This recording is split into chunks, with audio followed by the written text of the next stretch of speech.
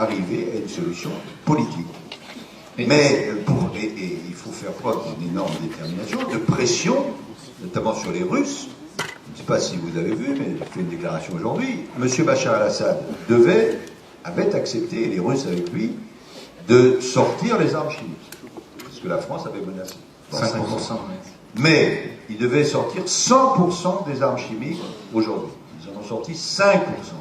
Donc il faut faire pression. L'opinion publique internationale, nous, l'ONU, etc.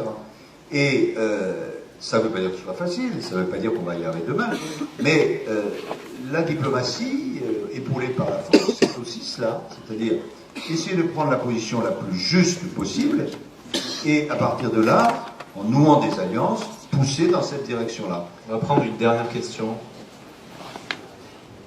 Bonjour Monsieur Fabius. Où êtes-vous ?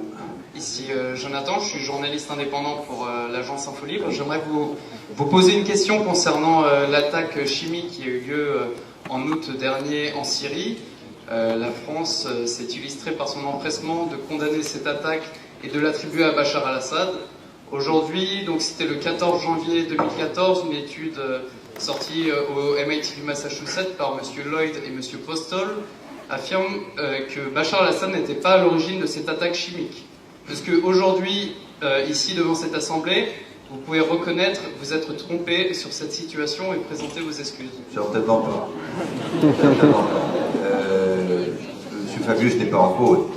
Il y a eu une enquête des Nations Unies qui ont diligenté beaucoup d'experts qui ont établi de la façon la plus ferme qu'il y avait eu un massacre chimique et que ce massacre chimique trouvait son origine dans les rangs du régime.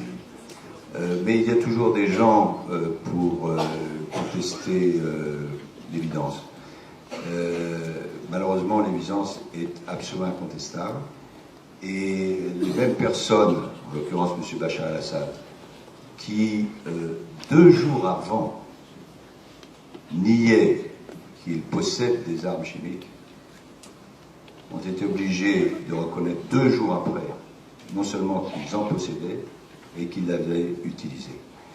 Faites attention, monsieur, il faut bien sûr toujours être très méticuleux sur les preuves, mais quand on est en face d'un criminel, il faut dire que c'est un criminel. Merci. Merci.